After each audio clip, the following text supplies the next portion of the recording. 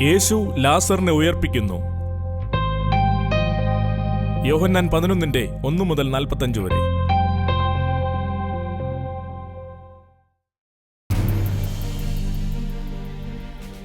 മറിയയുടെയും അവളുടെ സഹോദരി മാർത്തയുടെയും ഗ്രാമമായ ബഥാന്യായിലെ ലാസർ എന്നൊരുവൻ ദീനമായി കിടന്നു. ഈ മറിയയായിരുന്നു കർത്താവിനെ പരിമളതൈലം പൂശി തന്റെ തലമുടി കൊണ്ട് കാൽ തുടച്ചത്. അവളുടെ സഹോദരനായ ലാസറായിരുന്നു ദീനമായി കിടന്നത്. ആ സഹോദരിമാർ അവന്റെ അടുക്കൽ ആളയച്ചു, കർത്താവേ, നിനക്ക് പ്രിയനായവൻ ദീനമായി കിടക്കുന്നു എന്ന് പറയിച്ചു. യേശു അത് കേട്ടിട്ട്, ഈ ദീനം മരണത്തിനായിട്ടല്ല, ദൈവപുത്രൻ മഹത്വപ്പെടേണ്ടതിന് ദൈവത്തിന്റെ മഹത്വത്തിനായിട്ടത്രേ എന്ന് പറഞ്ഞു. യേശു മാർത്തയെയും അവളുടെ സഹോദരിയെയും ലാസറെയും സ്നേഹിച്ചിരുന്നു. എന്നിട്ടും അവൻ ദീനമായി കിടക്കുന്നു എന്ന് കേട്ടപ്പോൾ താൻ ഇരുന്ന സ്ഥലത്ത് 2 ദിവസം പാർത്തു.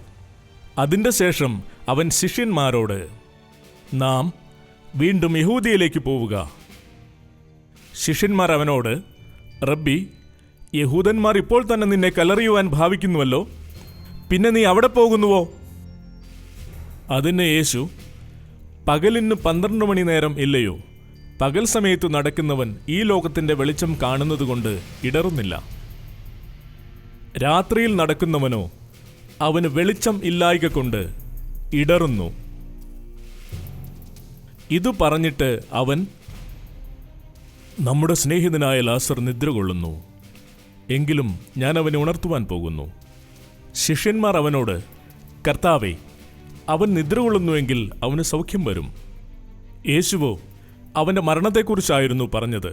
ഉറക്കമെന്ന നിദ്രയെക്കുറിച്ച് പറഞ്ഞുവെന്ന് അവർക്ക് തോന്നിപ്പോയി. അപ്പോൾ യേശു സ്പഷ്ടമായി അവരോട്, ലാസർ മരിച്ചുപോയി. ഞാൻ അവിടെ ഇല്ലാത്തതുകൊണ്ട് നിങ്ങളെ വിചാരിച്ചു സന്തോഷിക്കുന്നു. നിങ്ങൾ വിശ്വസിക്കുവാൻ ഇടയാകുമല്ലോ. എന്നാൽ നാം അവന്റെ അടുക്കൽ പോക. ദിദിമോസ് എന്നു പേരുള്ള തോമാസ് സഹശിഷ്യന്മാരോട്, പോക, അവനോടുകൂടെ നാമും മരിക്കാം. യേശു അവിടെ എത്തിയപ്പോൾ അവനെ കല്ലറയിൽ വെച്ചിട്ട് 4 ദിവസമായി എന്നറിഞ്ഞു.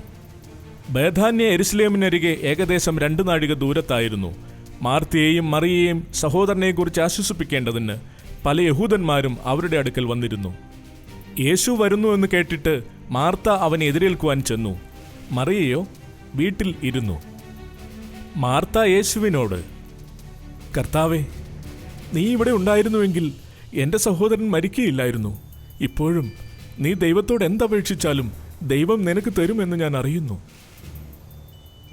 യേശു ഉത്തരം പറഞ്ഞു, നിന്റെ സഹോദരൻ ഉയർത്തെഴുന്നേൽക്കും. മാർത്ത അവനോട്, ഒടുക്കത്തെ നാളിലെ പുനരുദ്ധാനത്തിൽ അവൻ ഉയർത്തെഴുന്നേൽക്കുമെന്ന് ഞാൻ അറിയുന്നു. യേശു അവളോട്, ഞാൻ തന്നെ പുനരുദ്ധാനവും ജീവനുമാകുന്നു. എന്നിൽ വിശ്വസിക്കുന്നവൻ മരിച്ചാലും ജീവിക്കും.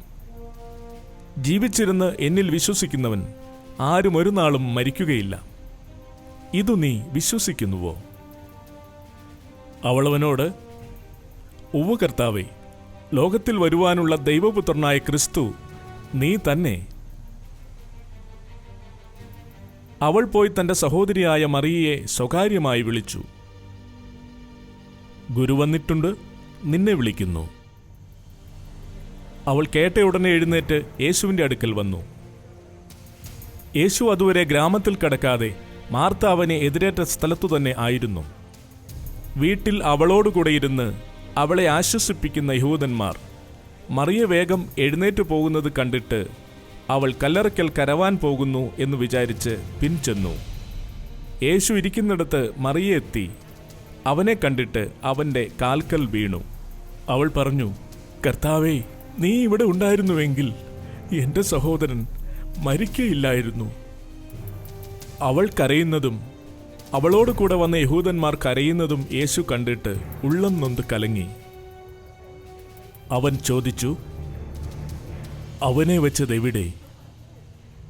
അവർ പറഞ്ഞു, കർത്താവേ, വന്നു കാണുക. യേശു കണ്ണുനീർ വാർത്തു. ആകയാൽ യഹൂദന്മാർ, കണ്ടോ, അവനോട് എത്ര പ്രിയമുണ്ടായിരുന്നു. ചിലർ പറഞ്ഞു, കുരുടന്റെ കണ്ണു തുറന്ന ഇവന് ഇവനെയും മരിക്കാതാക്കുവാൻ കഴിഞ്ഞില്ലയോ? യേശു പിന്നെയും ഉള്ളം നൊന്ത് കല്ലറയ്ക്കലെത്തി. അതൊരു ഗുഹ ആയിരുന്നു. ഒരു കല്ലും അതിന്മേൽ വച്ചിരുന്നു. യേശു പറഞ്ഞു, കല്ല് നീക്കുവിൻ. മരിച്ചവന്റെ സഹോദരിയായ മാർത്ത, കർത്താവേ, നാറ്റം വെച്ചു തുടങ്ങി, 4 ദിവസമായല്ലോ. യേശു അവളോട്, ഞാൻ നിന്നോട് പറഞ്ഞില്ലേ, വിശ്വസിച്ചാൽ നീ ദൈവത്തിന്റെ മഹത്വം കാണുമെന്ന്. അവർ കല്ലു നീക്കി. യേശു മേലോട്ട് നോക്കി പറഞ്ഞു, പിതാവേ, നീ എന്റെ അപേക്ഷ കേട്ടതിനാൽ ഞാൻ നിന്നെ വാഴ്ത്തുന്നു. നീ എപ്പോഴും എന്റെ അപേക്ഷ കേൾക്കുന്നു എന്ന് ഞാൻ അറിഞ്ഞിരിക്കുന്നു. എങ്കിലും നീ എന്നെ അയച്ചുവെന്ന് ചുറ്റും നിൽക്കുന്ന പുരുഷാരം വിശ്വസിക്കേണ്ടതിന് അവരുടെ നിമിത്തം ഞാൻ പറയുന്നു. ഇങ്ങനെ പറഞ്ഞിട്ട് യേശു ഉറക്കെ വിളിച്ചു, ലാസർ, പുറത്തു വരിക. മരിച്ചവൻ പുറത്തു വന്നു. അവന്റെ കാലും കൈയും ശീല കൊണ്ട് കെട്ടിയും മുഖം റൂമാൽ കൊണ്ട് മൂടിയുമിരുന്നു. യേശു അവരോട് പറഞ്ഞു, അവന്റെ കെട്ടഴിക്കുവിൻ, അവൻ പോകട്ടെ. മറിയയുടെ അടുക്കൽ വന്ന യഹൂദന്മാരിൽ പലരും അവൻ ചെയ്തത് കണ്ടിട്ട് അവനിൽ വിശ്വസിച്ചു.